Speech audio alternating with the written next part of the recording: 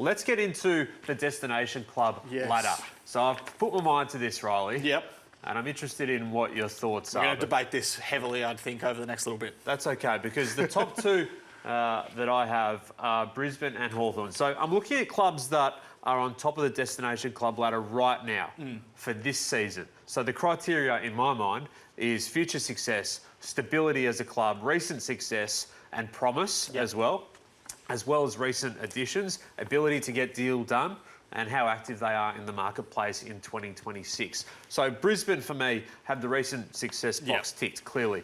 Have been able to replenish their list with top draft picks whilst also winning premierships. So tick, tick, tick. They're not going anywhere. This is the Ashcroft carrot, really, isn't it? As long as the Ashcrofts are there, particularly with Will's dominance in finals, I don't think they're going to be going anywhere from a contending point of view. Salary cap is an issue in retention this year and maybe even last, but they're going to keep attacking the market. Last year brought in two of the biggest free agents in the game, $950,000 a year, times 6 years for Oscar Allen.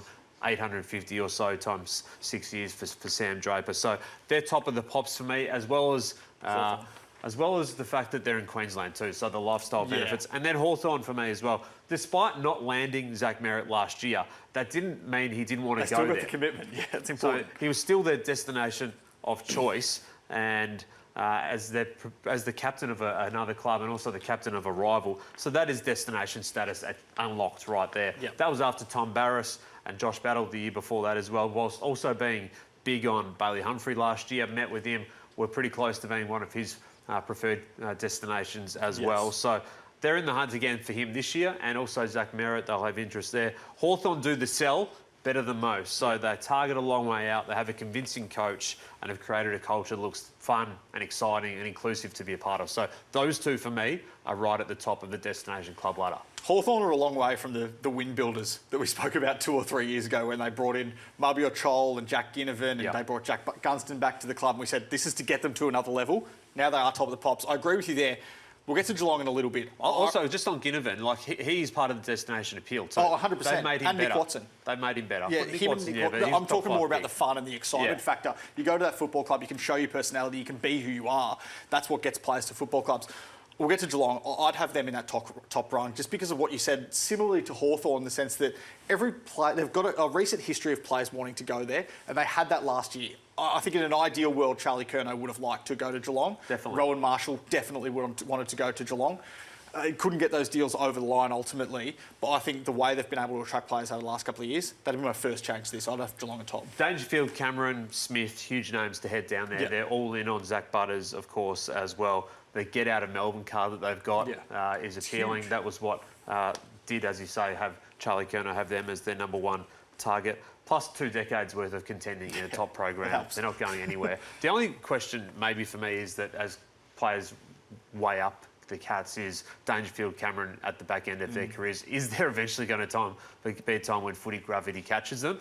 I don't think it's probably any time. We have thought that before. Okay, so Sydney also there for me, high on the Destination Club ladder. As you say, Charlie Curnow probably wasn't the first priority in terms of going to the Swans, but they landed him and they got the deal done. They've always been a haven for players wanting to get out of Victoria as well and escape the bubble. So there's that going for them. And also last year, I think already we've seen Malcolm Roses and Jai Sarong show that those back-end trades are performing well. So they'll always be aggressive, albeit they're working with a tight cap this year. And then there's the Western Bulldogs. So this is the Das and Pelly factor. That's what I'm calling it. This is the Das and Pelly factor. That's where the status from the Western Bulldogs has grown and grown, because you've got this magic. And the magic, Riley, is that you've got overlapping generational players. Yes. You can only get that occasionally. Collingwood had it with Dacos and Pendlebury, and they have it with Marcus Bontempelli and Sam Darcy. If you're a player weighing up what to do, and you know that Sam Darcy's going to be there for the next 10 years, given as well that he's tied to the footy club through the father-son, I think that's what makes them an appealing spot. Obviously, they're well in the hunt for Zach Butters, going to go huge there in that chase, and seen as the leading contenders there. That intense chase is on. Plus, the western suburbs are more gentrified than they probably have ever been as well, and are a lot more appealing to players. So I've got them there. The next rung, Gold Coast. It's a new one and an old one. Exactly right. So Collingwood is just Collingwood. Yes. They always have the cachet of going for clubs, best players, and they will again this year in Ben King and trying to seek him out of the Suns. And they have Nick Dacos as well. You can build around Nick Dacos. People want to play with Nick Dacos. Without him there, Harry Perryman probably wouldn't have gone there. Without him there, Zach Butters probably wouldn't even think about going there as well. Dan Houston too. That's right. He drove the Dan Houston trade. So he gives them relevance. And then there's Gold Coast. Well, Petrarca, they landed last year. It's been 2 big years for them in terms of destination status. Daniel Rioli as well the year before that. And they've got a list that you'd think is contending for the next 5 to 10 years, plus the lifestyle factor. Let's not forget about Gold Coast. If you're talking about destination clubs and getting players there, they got the coach there as well. Like Dimmer Hardwick, getting him up there just goes to show the lifestyle factor that they've got on their side. You mentioned Collingwood as being Collingwood. That's why I might have them up a tier. I just think still, even though their list is in a weird spot, they might be starting to tail off. I'm not sure if they're a premiership contender this year. I just don't think you can rule them out. Like, Ben King wouldn't be going to a similar club, a lower stature club, in their current list position, I don't think. And that's why I believe that they are still one of the biggest destination clubs This in the is for this year, remember? Yep. So this is when I'm talking about Ben King. Like, if you're going for Hawthorn, if you come back to Victoria and you've got Hawthorn and Collingwood, the status of Collingwood might get you there, but the promise of Hawthorn, I think, in the future is where I have in there. Then the next rung, I've got Adelaide and Fremantle bunched up together. They're in a pretty similar basket in that Rankin, Dawson, Neil Bullen, big gets back to South Australia. Jackson, Bolton, McVeigh, big gets back to WA. So where do these clubs get up to the top rungs of the destination club status when they start bringing in players that aren't necessarily from their home states? So James Peatland, we saw the Crows do that a couple of years ago.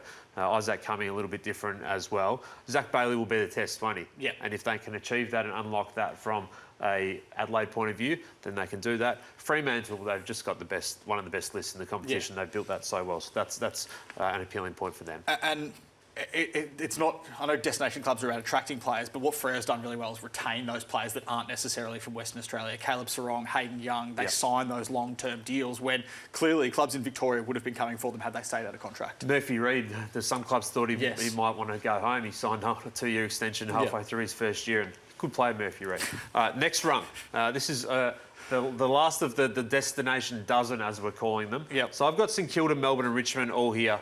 Pretty equal. And St Kilda, you can't deny their destination status last year. They got 2 big free agents. They beat other clubs in the race for Sam Flanders. A couple of big Victorian clubs met with him as well. Demons, Essendon, Carlton, Liam Ryan as well. Look, their cash splash probably winds back at this point.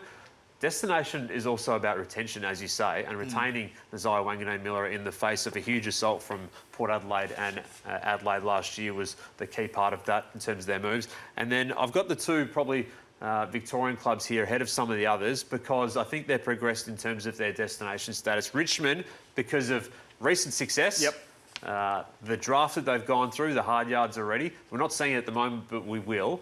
And then they've got a salary cap that's got a huge amount of space, hence the Zach Butters chase. They're in prime position in Melbourne, metropolitan Melbourne and Punt Road, and they're just a massive club. And then Melbourne that as well. And then the other bit is Melbourne. I think you can always back in their recruiting. So, and they've done that really well over the last couple of years. Got their early picks in, and I think they'll be able to throw some swings in the next couple of years. So we've got some clubs on the floor that want to make it up there. These ones in particular, I reckon you could replace with some of them.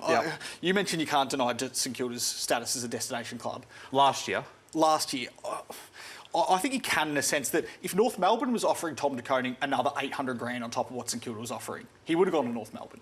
Well, maybe. You don't reckon? Maybe. You don't reckon if North Melbourne was offering 800 grand a year more than St Kilda was? Or more than St Kilda, so we've got 2.5. Well, if they were at 1 and North was at 1.8, you don't think he's going to North? Possibly.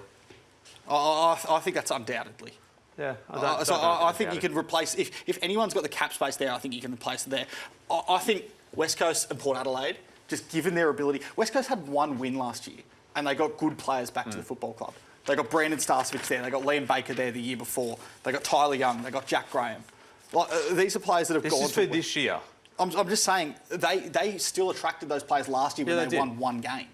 So I think they're in a similar bracket to Collingwood where you can't underestimate just how big they are in their own market. Yeah, we've got the Giants down here. They don't ever attract players because they don't even try, really. Although they've done a really good job at recycling players. They have done a good job of that, absolutely. Port Adelaide, these clubs, I think, are all trying to jostle for these couple of spots here. Port Adelaide are in that transition period of their club where if you're trying to attract this year whilst also potentially losing Zach Butters, Zach Bailey's in their mix there, I think. And also, how do you contain your talent and then go again for Nazai next year? So that's part of that. And they're in a bit of a list transition, as we say. Essendon will have some cachet if they can get rolling at some point. The same with Carlton, I think. I agree that West Coast, if they can get rolling, and the lure of playing with Harley Reid and also Willem Dersma. Hang on. Oh, no. Just done it already. was a Harley mention, sorry. I didn't even hear that one, to be fair. It didn't click with me. So I agree that West Coast has some real potential there, and so do these other clubs, but that's the battle we have it at the moment.